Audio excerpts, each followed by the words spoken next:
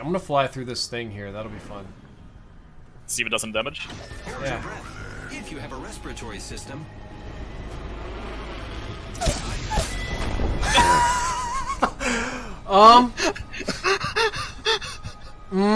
Are we good or are we good, man? Oh my god. Welcome to Apex Legends Season 4. As soon as you sign in, you can pick up your weapon charm and icon for the anniversary event, and then we can check out the battle pass. I'll be showing you all the highlights of it today, and of course we're also going to be going over the basic stats and performances of Revenant, the brand new character that's been added. The first thing you'll get is this really nice looking R99 skin. I think I saw everybody using this today. It looks really good in my opinion. There is a nice Wraith skin, Perfect Soldier in the pass. Of course you have to have Wraith skins, but also the best Wattson skin I have ever seen, Cyberpunk, though I think Devil Wattson is more appropriate. We've got new skydiving emotes and just whatever this is for Caustic. It's a weird ride the fart machine all the way down, gas your teammates. I don't quite get it, but okay. The top tier weapon is a Destiny looking flatline skin, and if you go over level 100 you can make that a gold Destiny looking flatline skin. But what you really want to know about today is Revenant. He has been added to the game. You can unlock him with money or with the red currency, which any of you that play Apex will have. He's got fantastic looking skins, including this demon one, and we're going to be spending a fair bit of time today talking about Revenant, talking about his abilities, how he plays, how he acts, and what he does.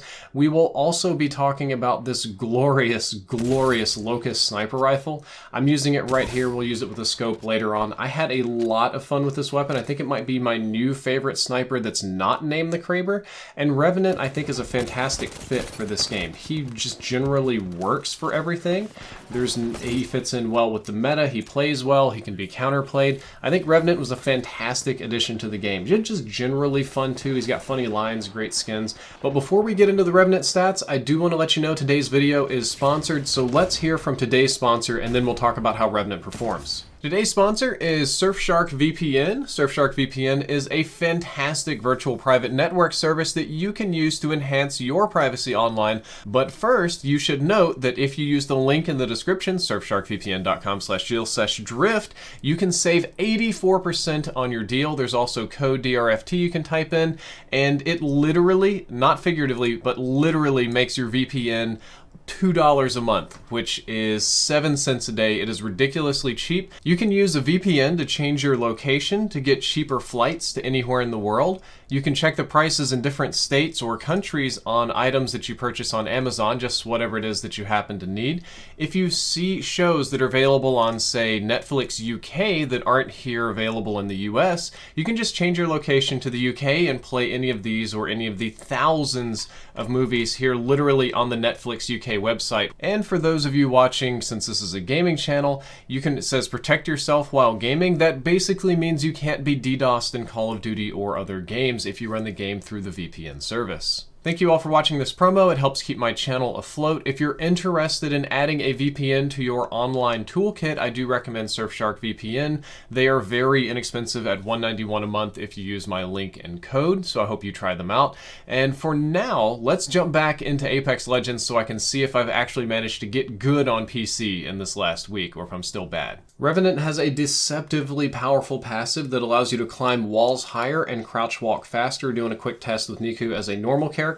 And then if he can jump properly as Revenant going, look how much higher he goes, just almost like plus 50% by default, which is incredible height.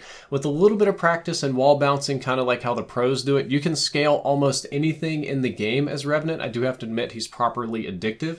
This is your normal crouch walking speed, which is pretty slow, but then look how ridiculous it is when we swap to Revenant. We didn't measure this, it's not an in-depth, but it's easily double, if not triple the speed. It is incredibly fast and powerful. Both of these are fantastic performance variables, and you will get addicted to them.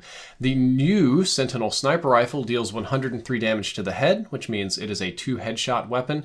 If you're going to shoot an enemy in the body, it's only 68 damage, which is more than the longbow, but it shoots a little bit slower, so the overall DPS is lower, but your shots hit harder. The neat thing you can do though is if you have a big shield battery, you can put that into the weapon. You can hook it up to your shield battery and temporarily turn it into an energy weapon. And if you notice, it's slowly discharging over time, but it'll also discharge when you shoot the enemy. So I shot him in the head for the 103 damage. That probably isn't what I was supposed to do. So make Niku pick up a new armor, and when you shoot him in the chest with this energy charge going on, you deal a perfect 100 damage. Anywhere you hit them is going to disable the shields. However, when it's charged, it doesn't deal any more damage to the body. So it's really designed to just kind of lead in with that shot, and then you swap to your other weapon and finish people off. The L-Star is no longer a crate weapon. It's an SMG. It takes attachments, and it has an unlimited ammo pool, which is kind of cool. As long as you don't overheat it, like I just did, you can shoot this weapon indefinitely with no reloading. So if you just like stacking energy ammo, it works really, really well, though I have to admit the L-Star pretty much always betrays me when it comes to like when I really have to rely on it. In its place, they made the Devotion a gold weapon, a gold energy weapon, because it's basically the most powerful gun in the game when fully kitted, so now you can only get it gold, and it is an absolute monster. Thankfully, all the skins still apply. The last thing I briefly wanted to show off before giving some examples is that you can't kill Revenant's ultimate, which is the respawn beacon. It is, you can shoot it a lot, it won't take damage. When somebody shoots you, you pop back to the totem, and it's kind of an odd one. So I want to show some gameplay from it. How this effectively works is before you go into an engagement, you have to put the beacon down so that your teammates can, say, respawn on it, for lack of a better word. So I'm terrible at this game. I've played too much COD, my aim is washed, and I know that I'm going to struggle here. So I'm going to put the death totem down. You have to press F or X or whatever to activate it. Now that's a big one. It doesn't just passively activate, you have to hit the button on it. Then when you go into combat, you cannot take shield damage, but only health damage. You'll see he's hurting my health with no shields. I got hit by a grenade, but instead of dying, I just went right back to the totem, and I can go ahead and heal up. There's no preventatives there.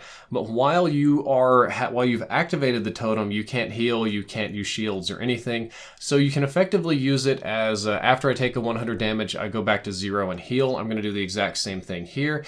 I think it's super useful. It's tactical. You can't really break it. Enemies can use it, which is neat.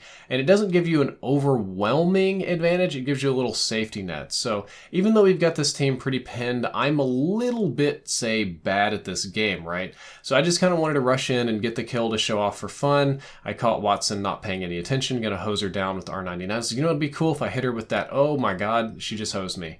That was a good Watson. So instead of dying and getting shredded, I just went back to the totem, and now I can heal back up and move right back in, and I'm not punished for trying to be fancy. The other cool thing about Revenant, I think is probably a little bit easier to use than the Death Totem, is his quick ability. His quick ability is right up there with Pathfinder in terms of overall utility. In League of Legends or Overwatch terms, it's effectively a silence. You throw a little grenade, and when it hits somebody, they can't use their abilities for, it's like 10 seconds, 9 seconds. It's a pretty significant disruption. So what I'm about to do in this fight is I'm about to use that ability to stop anybody from healing, from speeding, from jumping, from doing anything, and kind of landlock them almost immediately.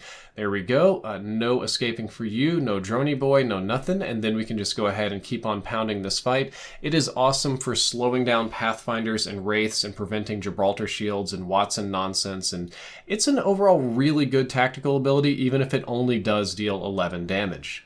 The map itself has also been transformed. Good old Hammond Robotics is trying to harvest energy from the planet, so they've got this big old Hammond Harvester Planet Buster in the middle. It caused a giant fracture, so a bigger portion of the map is now entirely made of lava, and if you jump into said lava, it'll actually push you up in the air, kind of like the geyser did, except since it's hot, it's going to deal 25 HP or shield worth of damage. I try not to use it because I tend to not like taking damage in fights like that, but it is an option. You can land on the Harvester. The loot here is fantastic. The combat areas are interesting. I still haven't quite mastered them yet. There's high, there's low. We're kind of in the low area right now. I'm showing you that there's loot everywhere you go. I've had better luck landing on the outside and pushing in because even some of the outskirts have good loot. And it's a really weird mix of corridors and elevation and stairs, and I have truly struggled to grasp how to fight in this area. it kind of punishes all of my sensibilities. It almost makes me feel like I'm going back to perfect dark here, but your biggest problem in this area isn't going to be the slightly weird geometry or where the loot is or anything like that. It's going to be the very, very painful fact that there's going to be at least 3 or 4 teams here. It's new, the loot is overall great. I got bamboozled, which is lovely. Thankfully, this guy didn't have shields or guns. But I can't aim, so joke's on me. You'll just have to fight and fight and fight. This is where you should land if you're trying to get good. This is where you should land if you are confident in your skills, if you think you know what you're doing, etc., etc. You can do really, really good work here. So this guy's already got a gold shield. It's not even like a hotspot or anything. But you really need to have that flick aim on point, or you are going to get punished if you land at the Harvester. I think my overall favorite location is actually East Fracture. So you had Capital City, now it's fractured, a building's fallen over, so you can kind of like run through the building to go across. And if you land on the, what I would call left side of the fracture, it's east, there is another high value loot area, but it's kind of partially destroyed, so the geometry is a little bit different, it's a little bit crazy, and that allows for more unique engagements, in my opinion. You've got high, you've got low, you've got, broken buildings, you can transverse up and down and climb in the busted buildings, drop down the busted buildings, sneak through the rubble, go through the building that's collapsed. There's a lot of people using zip lines here. This is a place that Revenant also really excels, because with your climbing passive, you can climb up really, really high and bounce all around and do stuff that only Pathfinder would previously have dreamed of. And with his quick ability, it's really nice. You can spam it inside and clear out a whole team camping, or at least prevent their abilities. With the crouching ability, you can crouch around super duper fast and people won't hear you. I think that this is really a playpen that's been designed for Revenant more than any other character. Pathfinder kind of does okay because the grapple hook just works anywhere. But overall, I've had the most fun in East Fracture. It's just such a goofy little spot. It's like a nice change of pace, though I think every season's probably going to be like that. Like, I bet Season 5 is a new map, and then Season 6 is that same new map, but destroyed. So, yay, question mark? The destructed environment is a little bit difficult to walk on sometimes. Overall, I think that this is a fantastic patch. It's a great new season. It's a lovely way to come back to Apex Legends. I've been on the COD-only train for 4 months now doing in-depth, and I've kind of let my passion, which is Apex and PC gaming, go to rest, and now I'm back. I've got VR videos coming in the future, but I think that this is a really good update. You've changed the map, you've added new fun areas that are different that we haven't really fought in before in Apex Legends. You've got the lava updrafts that change the mobility, you've got new balloon locations. I think that the gun rebalances overall make sense. I don't really have any faults with them. I know a lot of people were big fans of the Scout, or they really, they wanted this gold gun or that gold gun, or, very particular patches, but looking at it design-wise, changing it to sniper rifle ammo instead of just loading it up with whatever ammo was convenient, snipers taking 3 or 4 different kinds of ammo and different attachments and stuff, moving some things around. I do think that the new Sentinel weapon is fantastic. It definitely has an old school Call of Duty vibe to it with that bolt. I mean, a lot of Respawn devs are former COD devs, so that kind of makes sense.